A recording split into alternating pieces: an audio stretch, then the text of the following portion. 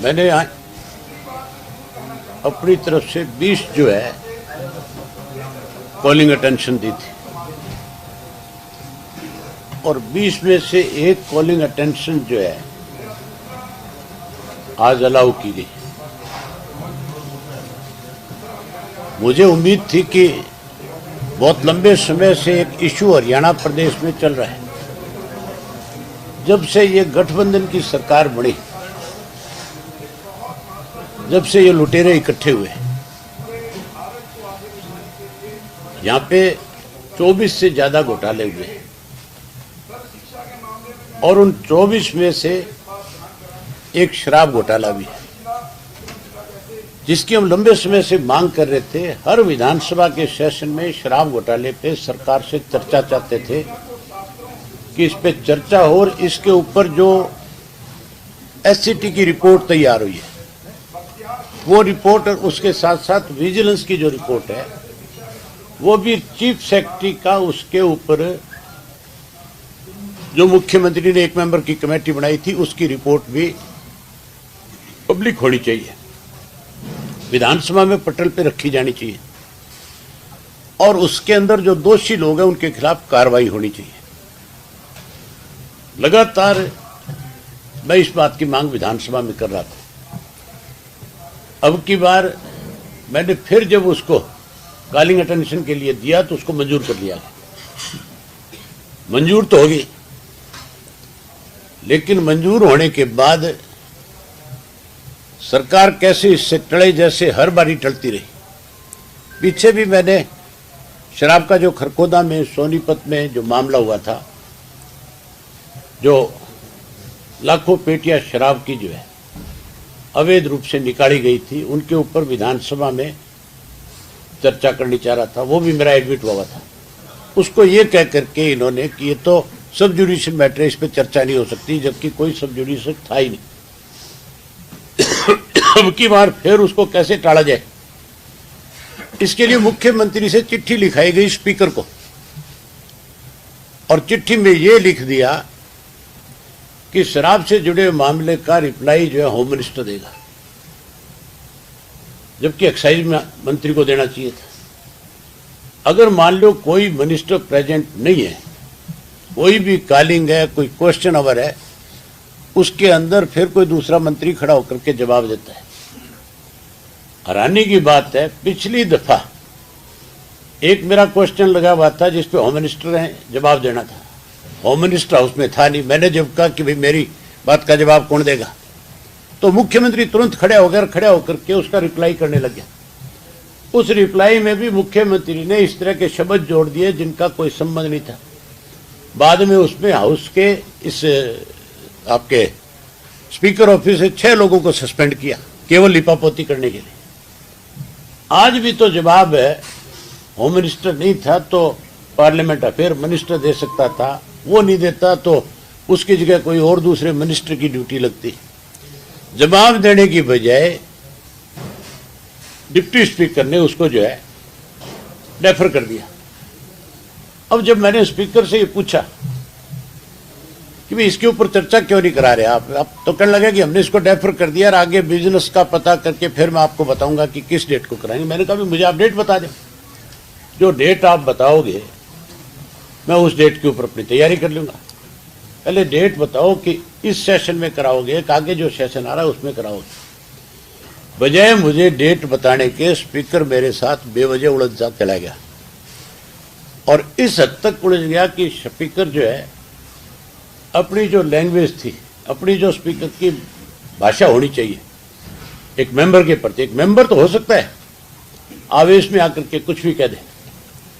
सरकार के खिलाफ अगर किसी के पास कोई दस्तावेज है तो वो उस दस्तावेज को पेश करते हुए किसी के साथ उलझ भी सकता है, लेकिन स्पीकर का काम नहीं है कि वो कोई इस तरह की भाषा बोले जिससे हाउस की मर्यादा खत्म हो जाए। अगर मेंबर गलत बोल जाता है तो मेंबर तो माफी मांग लेगा, उसको तो मजबूर कर लिया जाता है इस बात के लिए भी तैने अगर कुछ गलत कहा या तो तू तेरे शब्द वापस ले ले, अदरवाइज तेरे खिलाफ कार्रवाई करेगा। स्पीकर अगर गलत बोलेगा उसके खिलाफ कौन कार्रवाई करेगा। आपने देखा है कि आप जिस तरह से स्पीकर मुझे कह रहा था कि मैं बख्शूंगा नहीं। मैं पहले तो आपके माध्यम से स्पीकर से ये पूछना चाहता हूं कि कितने को लोगों को तैने अब तक बख्शा नहीं है। ये बादशाह उसको अपने घर में तो बोल सकता है, हाउस के अंदर नहीं बोल सकता। ये छूट हाउस में कोई नहीं देगा। ये तो विपक्ष कमजोर है, विपक्ष में मान के चलो कि सरकार से दबता है। अदरवाइज आज ही स्पीकर को इस बात के लिए मजबूर कर लेता कि तू अपने कहे हुए शब्द पहले वापिस ले। और विपक्ष है नहीं, क्योंकि विपक्ष तो केवल लिपापोती करने के लिए है। जो सरकार चाहती है उसी की भाषा विपक्ष बोलता है। आपने देख लिया होगा कि वो इस तरह की भाषा बोल रहा था और विपक्ष बैठा बैठा कान बोचे बैठा हुआ था। कैसे सरकार को बचाया जाए, स्पीकर 24 घंटे इस काम में लगा हुआ है। सुबह भी सेम यही बात हुई थी। सुबह जब एक इशू मैंने 0 ओवर में उठाया एयरपोर्ट का लेकर के, इनको बड़ी तकलीफ हुई इस बात के कि भी हमें कैसे ये जो झूठा साबित कर रहे हैं। आप सबने देखा है कि मुख्यमंत्री ने अनेक दफा ये बात कही कि हिसार में इंटरनेशनल एयरपोर्ट बन रहा है। उसके बाद दुष्यंत ने अनेक दफा कही, कमल गुप्ता जैसे व्यक्ति से कहलाया गया। अनेक इनके एमएलए ने इस बात पे यहां विधानसभा में चर्चा करी, मुख्यमंत्री की पीठ थपथपाई, नाम तक रख दिया कि महाराजा अग्रसेन के नाम से हम इंटरनेशनल एयरपोर्ट बना रहे हैं। उसकी पोल खुल गई थी। लोकसभा का जो पिछला सेशन था उसमें एविएशन मिनिस्टर ने साफ कर दिया था कि कोई इंटरनेशनल एयरपोर्ट नहीं है हिसार के अंदर। अब उससे इनकी झूठ सामने आ गई। मैंने सुबह कौन सा गलत कहा था? मैंने ये कहा था भी इंटरनेशनल एयरपोर्ट के नाम के ऊपर आपने सड़कें बढ़ाई, सड़कें बढ़ा करके गरीब लोगों की जमीनें जो है उन पे घुमाफिया खड़ा कर दिया, जमीनें हड़प ली। और अब जब तुम्हारी पोल खुल गई तो कैसे उन सब चीजों को दबाया जाए, उसके लिए लोगों के गांव के रास्ते बंद कर दिए। 32, 34 किलोमीटर का सफर ज्यादा करना पड़ेगा लोगों को, खास करके पढ़ने वाली बच्चियों के लिए बहुत बड़ी तकलीफ की बात थी। वो कहां से जाएगी, कैसे? जो साइकिल पे स्कूल जाती थी, कॉलेज जाती थी, अब उसको 32 किलोमीटर ज्यादा जाना पड़ेगा। मैं तो यही बात कह रहा था कि ये सब कुछ करने की बजाय आपको एक रास्ता बना करके देना चाहिए गांव के लोगों को फिर से दोबारा, ताकि उस गांव के लोगों को 32 किलोमीटर का सफर ज्यादा तय करने की बजाय कम सफर के अंदर हिसार पहुंच जाए। और उनका बेचारों का जो कारोबार जब बंद हो गया, जो फैक्ट्रियां थी, जो दुकानें थी, जो वहां पे मॉल बने हुए थे, वो सारी चीजें बंद होगी। क्योंकि हिसार से कौन 32 किलोमीटर उस गांव के अंदर आएगा? पहले 6 किलोमीटर का रास्ता था। इस पे जब मैंने कहा कि भूमाफिया थे, भूमाफिया में भी वो लोग शामिल है जो सत्ता में बैठे हुए, जिनकी अपनी कंपनियां, जिनके अपने नजदीक के लोग उनके नाम से ली हुई थी। जब मैं उनके नाम ले रहा था, जब मैं उनकी बता रहा था कि तुम्हारी कंपनियों के नाम पे है, तब किसी ना किसी तरीके से उस बात को दबाया जाए। इसके लिए जो स्पीकर ने फिर उनका पक्ष लेना शुरू कर दिया। मैंने स्पीकर से जब हाउस के दौरान स्पीकर अपने गया कमरे में, जब मैंने पूछी, मैं बोला, कहा आप की जो जिम्मेवारी उसको निभाओ ना, आप कहा इस सरकार में बैठे लोगों को, चोर चक्कों को क्यों बचा रहे हम? तो आज जो था, जिस ढंग से स्पीकर लगा हुआ है, उससे लगता नहीं है कि विधानसभा के अंदर अब कोई ये मान करके चले कि स्पीकर किसी का पक्ष बनने की बजाय निष्पक्ष होकर के इस विधानसभा को चलाएगा। इससे ज्यादा बड़ी बात क्या होगी? मुझे पहले धमकाने की कोशिश करी, डराने की कोशिश करी, और फिर जब मैं बाहर आ गया, जब स्पीकर को लगा कि भी तो तेरे से बिना वजह जो तू इसके ऊपर प्रेशर बनाना चाहता है, तेरी इस बात से नहीं दबेगा, तो फिर और तो कोई जोर चला नहीं। बोले अगले दिन के लिए और निकाल दिया। मैं इससे पूछूंगा जब 16 तारीख को दोबारा हाउस शुरू होगा, हाउस में बढ़ते पूछूंगा कितने दिन के लिए निकालेगा और कैसे निकालेगा। पहले मेरी बात का जवाब पूछूंगा, कल ही चिट्ठी लिखूंगा, आज चिट्ठी लिखूंगा इसको कि जो बात तैने हाउस के अंदर कही है उसका कौन जिम्मेवार है। ये हालत है। ये अब कोई विधानसभा नहीं है। इस स्पीकर ने फिश मार्केट बना दी, जिसके खुद के खिलाफ प्रिविलेज आया हुआ इस हाउस के अंदर। उस आदमी से आप क्या उम्मीद कर सकते हो कि किसी के साथ न्याय कर देगा? ये खुद जब पिछली दफा विधायक था, एक एमएलए ने उसके ऊपर ये आरोप लगाया था कि 300 रुपए रेडी वालों से लेता है पंचकुला के अंदर। और उस वक्त प्रिविलेज आया था उस विधायक के खिलाफ। अगर इसने पैसे ना लिए होते तो फिर उस विधायक के खिलाफ जब प्रिविलेज आया था तो उसकी पूरी प्रोसीडिंग हो जानी चाहिए थी। अगर उसने गलत कहा था तो उसके खिलाफ कार्रवाई हो जानी चाहिए थी। हालांकि ये खुद उस वक्त उस कमेटी का चेयरमैन था, तो इसके खिलाफ लगे हुए आरोप इसको साबित करने चाहिए। अब भी अनेक इस किस्म के आरोप हैं जो मैं आज नहीं बताना चाहता, लेकिन अगर स्पीकर की यही भाषा रही तो मुझे मजबूर होकर के लोगों को ला करके पेश करना पड़ेगा तुम्हारे सामने कि किस तरह से एक पंचकुला का विधायक जो है, जो स्पीकर की पद पे बैठा हुआ है, लोगों के सामने किस तरह की परेशानियां खड़ी करता है, कैसे लोगों को परेशान करता है। ये कहता है स्पीकर कि कोई भी एमएलए जाकर के जमीन खरीद सकता है।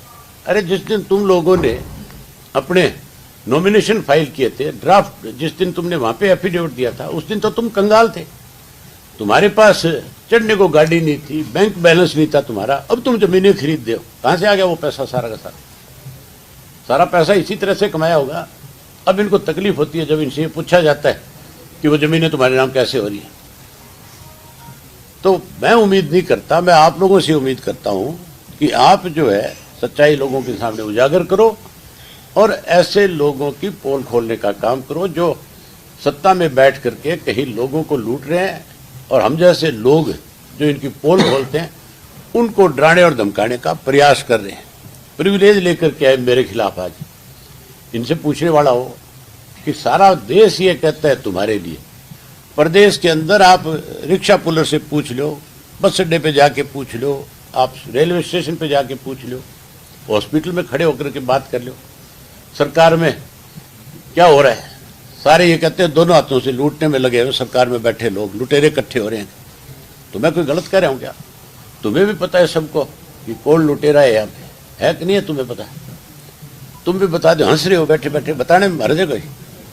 क्या मामला था सर जो आप कह रहे हो बिजली बचा रहे हैं? क्या मामला? शराब घोटाले का इशू था सबसे बड़ा, जिसके अंदर सरकार में बैठे लोग सीधे तौर पे फंसते हैं। ये एक रिपोर्ट जो है छुपाने की कोशिश कर रहे हैं बारी बारी। इन्होंने 3 रिपोर्ट बनाई इसके ऊपर। एक रिपोर्ट बनाई, आज इनको पता था कि अगर इस पर चर्चा हो जाती तो आज इनकी बहुत बड़ी पोल खोलता मैं। 3 रिपोर्ट इसके ऊपर आई। सबसे पहले होम मिनिस्टर ने एसआईटी का गठन किया, उसके ऊपर मुख्यमंत्री ने कैसे अपने सहयोगियों को बचाएं, इसके लिए एससीटी कर दी। एससीटी की रिपोर्ट बनाई जिसमें 3 लोगों को जिम्मेवारी दी गई। टीसी गुप्ता आईएएस जो था उस वक्त का, वो तो इसका हेड कर दिया। 2 लोग और इसमें मोहम्मद अकील आईपीएस जो है उसको, और एक विजय सिंह एडिशनल ईटीसी, ये 2 इसके साथ मेंबर बनाए गए। इन 3 लोगों ने इसकी जांच करी सारे की। मुख्यमंत्री को इसमें यह लिखा गया होम मिनिस्टर की तरफ से कि इसके अंदर आईपीसी की धारा 32 जो है उसके तहत कार्रवाई होनी चाहिए, उसके तहत इनको पावर दी जाए ताकि इस पर पूरी तरह से जांच की जा सके, जो दोषी लोग हैं उनके खिलाफ कार्रवाई हो सके। उसको भी इन्होंने एजी के पास भेज दिया और एजी से लिखवा लिया कि इसकी जरूरत नहीं है। एजी तो सरकार का पार्ट वो लिख करके दे देगा, क्या दिक्कत है उसको। उससे रिपोर्ट को इन्होंने साया करने की बजाय दबा लिया। फिर विजिलेंस की जिम्मेवारी लगा दी, और विजिलेंस की रिपोर्ट में भी जब ये फंस रहे थे सारे, तो उसको ये कह करके कि भाई इसमें तो चीफ सेक्रेटरी जो है उसकी एक मेंबर की कमेटी बनाई है, वो इस सारे मामले की जांच करेगा, देखेगा इन रिपोर्ट्स को, फिर हम इसको साया करेंगे। 3 साल निकाल दिया। आज मुख्यमंत्री भी होता, सारे बैठे होते, आज जब इस पर चर्चा होती, अगर इसके ऊपर मुझे बोलने दिया जाता तो जहां मैं इनकी एक एक दिन की चोरी के बारे में बताता कि कब कब किस किस दिन कितनी कितनी शराब की पेटियां किस किस फैक्ट्री से निकली, किन गाड़ियों में निकली, वो सारी चीज बताता। वहीं ये वो रिपोर्ट है एससीटी की, जिस रिपोर्ट के अंदर ये तो नहीं साया कर रहे सरकार में बैठे लोग, तो ये तो इसको छुपा रहे हैं, दबा रहे हैं। लेकिन ये रिपोर्ट मेरे पास थी, मैं आज विधानसभा में ये रिपोर्ट प्रस्तुत करता कि तुम इसको साया कर, ये टेबल पे रख दो, लोग पढ़ लेंगे, देख लेंगे कि इसमें क्या है। आप मीडिया को देंगे? मीडिया को तो दूंगा, और लिया किस लिए मैं पर मीडिया वालों का मुझे कुछ एक कभी भी ऐसा अंदाज है कि तुम इसको साया करने के बजाय तुम भी कहीं सरकार के कहने में दबा ना दिए इसको। इसकी कुछ फाइंडिंग बता दो सर, अगर आपने पढ़ी। नहीं, फाइटिंग क्यों बता दूं, मैं रिपोर्ट दे दूंगा, रिपोर्ट पढ़ के तुम छाप देना, इसकी कॉपी दे दूंगा, तुम्हारे पास सबके पास कॉपियां भिजा दूंगा, सब एमएलए के पास भी भिजवाऊंगा। इन्होंने तो नहीं दी, लेकिन मैं इन सबको कल इनके कमरों में भिजवा दूंगा, कह दूंगा पढ़ लो, रविंद्र पूछ लो तुम जाकर। बाकी रिपोर्ट भी लाएंगे सर, ऐसे काफी एसआईटी बनाई गई थी, सारी ला दूंगा, बेफिक्र है। इनके खुद के ऐसे ऐसे बैठे जो मुझे शाम को ला करके पता नहीं क्या क्या दे देते हैं। ये कब आई थी रिपोर्ट? सारी बात मैं तुझे बता दूं, तू पूछेगा ले आके किसने दी। ये नहीं कह रहा सर। कुछ चीजें ऐसी है जो सिर्फ दिखाई जाती है, बताई नहीं जाती कहां से कैसे है। राणा साहब की ये वाद विवाद विधानसभा में आपके साथ क्यों होता है और भी जैसे विधायकों के साथ क्यों? कांग्रेस वाले तो मिले हुए बीजेपी वालों के साथ, वो तो कोई इशू उठाते हैं तो बता दो आप, वो तो शेरो शायरी करते हैं आपस में बैठकर। आप जैसा साथी मुझे कोई दस्तावेज ला करके देगा और मेरे से ये उम्मीद करेगा कि अभय सिंह इस इशू को विधानसभा में ले जा करके कह सकता है। विधायकों का ये मानना है कि वो अपनी दबंगई दिखाने की कोशिश करते हैं, इसलिए वाद विवाद करते हैं। मुझे लगता है आप भी उन विधायकों से मिले हुए हो। जो सच्ची बात कहता हूं उससे आप मान के चलो, सत्ता में बैठे लोगों को तकलीफ होगी। अगर आप कोई गलती करो और मैं आपकी चर्चा नहीं करूं तो या तो मेरे में कमजोरी है कि मैं आपसे कहीं ना कहीं दब रहा हूं। अगर मैं सरकार की कोई कमजोरी कोई मुझे उपलब्ध कराएगा, लाके दस्तावेज देगा और उसकी बात नहीं करूंगा तो फिर मान के चलो सत्ता में बैठे लोगों के दबाव में हूं मैं कहीं ना कहीं। आपके खिलाफ आज जो केस लाया गया है उसमें जो राज्यपाल के भाषण पे चर्चा शुरू हो गई, उसके बाद बीच में एकदम से उसको नोटिस पड़ा गया, तो आप क्या मानते हैं कि प्रक्रिया जो है विधानसभा की नियम ये जो सारी चीजें आज की गई है, ये उस सारे मामले को दबाने का एक प्रयास है। अखबार की खबर में सारी चीजें छपे ना, केवल ये बात लोगों में आ जाए कि अभय सिंह चौटाला के खिलाफ तो प्रिविलेज मोशन आ गया। आप देखा नहीं स्पीकर की हालत क्या थी, नेम मुझे करा था, नाम अभय सिंह यादव कर लेता। इनको पहले विचारों को दफ्तर में बैठा के कहा जाता है कि तुमने ये करना है, ये अपनी मर्जी से थोड़ा ही करने। इस विधानसभा में गुप्त मतदान करा लो इस बात को लेकर के कि भी अभय सिंह के खिलाफ प्रिविलेज लेना चाहिए या इन चोर चक्कों के खिलाफ कार्रवाई करनी चाहिए। 90% एमएलए मेरे पक्ष में वोट डाल देंगे, अंदर खा दें। जिस तरीके से जोगीराम सिंह जिस नोटिस को लाए हैं, हिसार में विरोध कर रहे थे सर, वही जमीन को जोगीराम सिंह भी तो जमीन खरीदनियों में है, ये कौन सा कोई भला है। मैंने आज इसको कहा था, मैं बोला मैं तेरा नाम भी लूंगा, तेने भी खरीद रखी है वह। कल तक तो ये विरोध करा था, आज ये मेरे खिलाफ प्रिविलेज ले है। एक आपने बात कही कि जमीन जो है वो खरीद ली गई है, पहले नहीं थी संपत्ति उतनी, वो कितनी जमीन कहाँ खरीदी है? मेरे पास रजिस्ट्रियां आ जाएंगी सारी, मैं रजिस्ट्री आने के बाद आपको रजिस्ट्रियों कॉपी दे दूंगा किस किस के नाम से, किस किस की कंपनियों के नाम से। फिर तुम बता देना लोगों को, मैं तो बताऊंगा ही। अब पद यात्रा करूंगा जब इनकी सबकी पोल खोलूंगा अच्छी तरह, लेकिन आप लोगों से भी उम्मीद करूंगा कि तुम भी लुटेरों के खिलाफ कुछ ना कुछ अपनी कलम चलाओगे। सर, मंत्री संदीप सिंह के खिलाफ जिस तरीके से कल जो नारेबाजी करी, इस्तीफा मांगा गया, मुख्यमंत्री ने कहा कि जब तक आरोप साबित नहीं हो जाते। हमारे मुख्यमंत्री ने एक बयान दिया था इसी हाउस के अंदर, बेटी बचाओ बेटी पढ़ाओ का जब नारा आया था, और उसके बाद कोई इशू पे चर्चा हो रही थी, मुख्यमंत्री ने कहा था भी हमारे प्रदेश में किसी लड़की के सामने कोई उंगली करेगा मैं उसका हाथ काट लूंगा। ये बात कही थी कि नहीं कही थी? वही मुख्यमंत्री कल क्या कह रहा था, जो लड़कियों के कपड़े फाड़ता है, जो अपने डिपार्टमेंट में लड़कियों के साथ बदतमीजी करता है, कल कैसे उसको क्लीन चिट दे रहा था, कल कैसे उसको खड़ा होकर के हाउस में कह रहा था कि नहीं हटाएंगे नहीं हटाएंगे नहीं हटाएंगे। इतना सूरमा है तो लिया विधानसभा में, पता लग जाएगा। फिर छुट्टी पे किस लिए भेज रखा है? उसकी अपनी पार्टी के अध्यक्ष ने उसको पार्टी की मीटिंग में नहीं बढ़ने दिया। उसको पता था इस बात का धनखड़ को कि अगर इसको मीटिंग में बुला लिया तो धनखड़ जिस इलाके से आता है, ये लड़की उसी एरिया की है, झज्जर की। उसको पता था कि टेरों को फिर गांव के अंदर घुसने भी नहीं देंगे, इसलिए वो अपनी जगह बना रहा था। अगर धनखड़ उस लड़की के इतना ही पक्ष में है और धनखड़ चाहता है तो फिर धनखड़ को एज ए पार्टी अध्यक्ष जहां उसको नहीं बुलाया वहां ये कहना चाहिए चीफ मिनिस्टर को, इसको हटाओ तुरंत। हटाना भी चाहिए। मुख्यमंत्री को केवल ये नहीं देखना चाहिए वे तेरा सहयोगी, मुख्यमंत्री को ये भी देखना चाहिए कि तू प्रदेश का मुखिया है, इस प्रदेश के हर नागरिक की सुरक्षा की जिम्मेवारी तेरी है। उस जिम्मेवारी को निभाने की बजाय जो है ऐसे लोगों के साथ खड़ा है जो लड़कियों के साथ बदतमीजी करते हैं, बहन बेटियों के साथ जबरदस्ती करने की कोशिश करते हैं। मुख्यमंत्री को पूछो आप कि आप तो उंगली करने वाले का हाथ काट रहे थे, अब क्या कर रहे हो? अभय जी, जो आपने उनको चोर कहा कि वो हिसार एयरपोर्ट वाली जमीन को लेके ये है। अच्छा मुझे एक चीज बता दे तू, मैं इतने लोग बैठे चोर को तू खड़े होके बोल रहा है तो इसका मतलब चोर हो गया कि नहीं हो गया? फिर मैंने कहा भाई वहां पे एक गैंग खड़ा हो गया जमीनों को लेकर के, भूमाफिया खड़ा हो गया। मैंने भूमाफिया कहा तो फिर मिनिस्टर को तकलीफ क्यों हुई? मिनिस्टर को यह कहना चाहिए था कि अगर कोई भूमाफिया तो हम उसकी इंक्वायरी कराएंगे, अगर किसी की जमीन लूटी गई है तो हम इंक्वायरी कराएंगे। वो किस लिए खड़ा हुआ? इसका मतलब वो उस लूट में शामिल है। तो मैंने बताया भी अगर आप खड़े होगे तो आप भी हो जाओगे। अच्छा सर, स्पीकर ने कहा कि बिना तथ्यों को लाते हैं आप पर कार्रवाई की जाएगी, आपने सदन को गुमराह किया, ये बोला स्पीकर ने, सुना होगा। स्पीकर से मैंने ये बात भी कही थी, तथ्य की बात करी स्पीकर ने। पीछे विधानसभा का जब सेशन था मैं विधायक चुन करके आया दोबारा मैंने तभी आरोप लगाया था, आरोप नहीं सच्चाई बताई थी कि मेरे चुनाव में 15-15, 20-20 हजार रुपया मतदाताओं को लुभाने के लिए दिया गया। वो पैसा कहां से आया? तब इसने कहा था स्पीकर ने कि आप कोई तथ्य लेके आओ। मैंने कहा एफिडेविट ला दूं, कार्रवाई करोगे? इसी स्पीकर ने हाउस में ये बात कही थी कि मैं कार्रवाई करूंगा।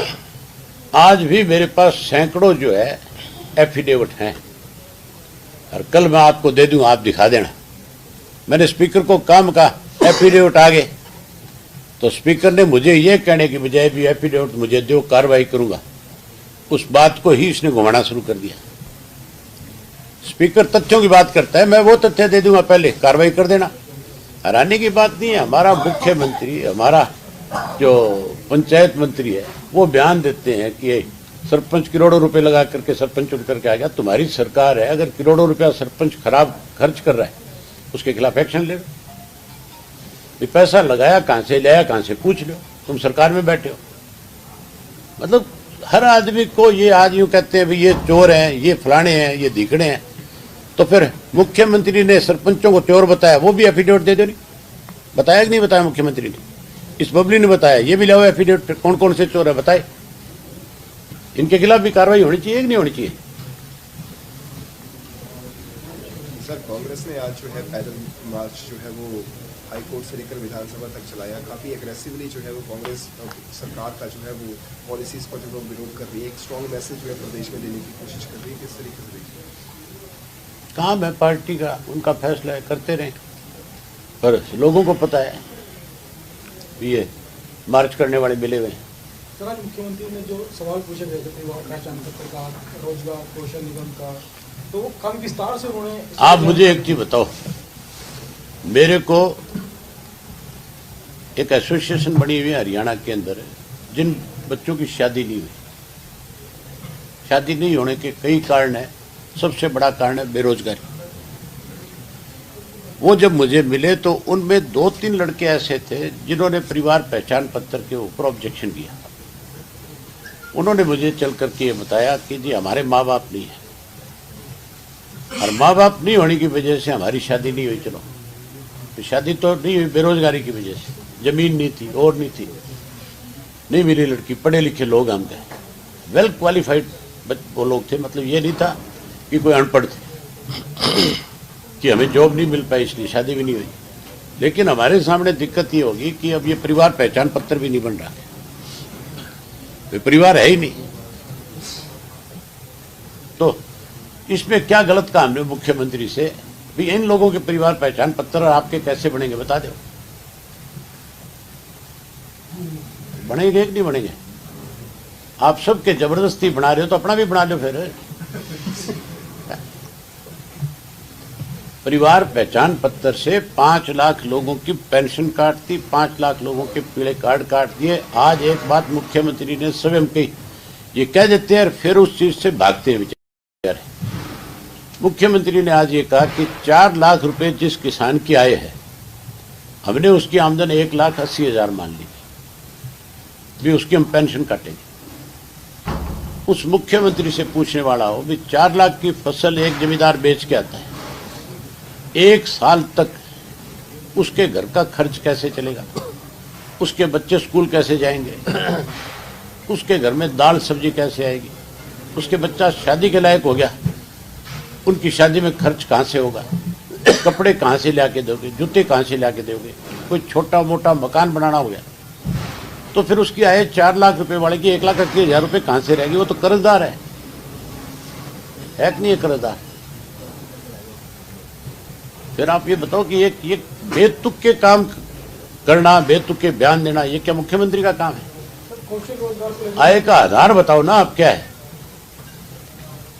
कौशल रोजगार को लेकर उन्होंने काफी डिटेल में आंकड़े दिए, कितने लोगों ने अप्लाई किया, क्या उसकी शर्तें हैं, क्या क्वालिफिकेशन मांगी गई है, काफी आंकड़े दिए। संतुष्ट है आपने? मुख्यमंत्री से ये पूछ लो आप सिर्फ कि कौशल निगम जो है प्राइवेट लिमिटेड कंपनी है या कोई अलग से लोगों को रोजगार देने के लिए कोई आपने कोई एक नया कोई वो बना दिया, बोर्ड बना दिया?